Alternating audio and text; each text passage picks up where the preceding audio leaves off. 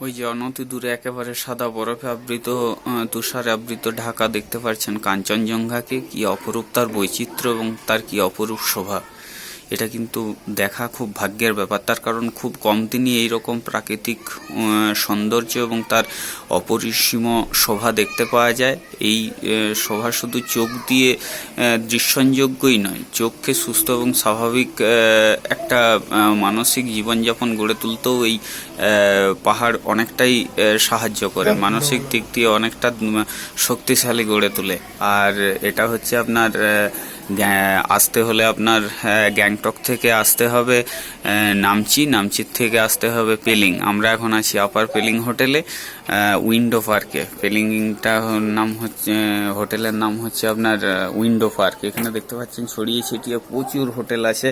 আমরা যেখানে আছি প্রায় 7th ফ্লোরে আছি, আর এখানে প্রচুর বড় বড় হোটেল আছে। বিভিন্ন রাষ্ট্রায়ত্ত সংস্থার এবং বিভিন্ন কোম্পানির এখানে হোটেল গড়ে উঠেছে।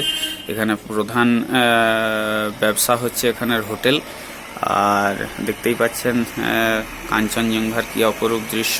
এটা কাঞ্চনজঙ্ঘা ইন্ডিয়ার বর্ডারের মধ্যে পড়ছে। তারপরেই আছে আপনার মাউন্ট এভারেস্ট, যার পৃথিবীর সবথেকে উচ্চতম শৃঙ্গ, যেটা এখন নেপালে অবস্থিত। এবং তারপরেই আছে আপনার চায়না বর্ডার পড়ে যাচ্ছে, যেখানে আপনার তিব্বত, মানস সরোবর, এই সকল জিনিসগুলো আছে।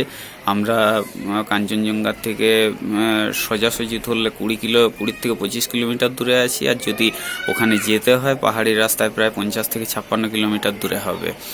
কি অপরূপ দৃশ্য আপনারা দেখতেই পাচ্ছেন। এই যে খুব সুন্দর দেখতে, তুষারে আবৃত, একে তুষারের রানীও বলা হয়। Thank you.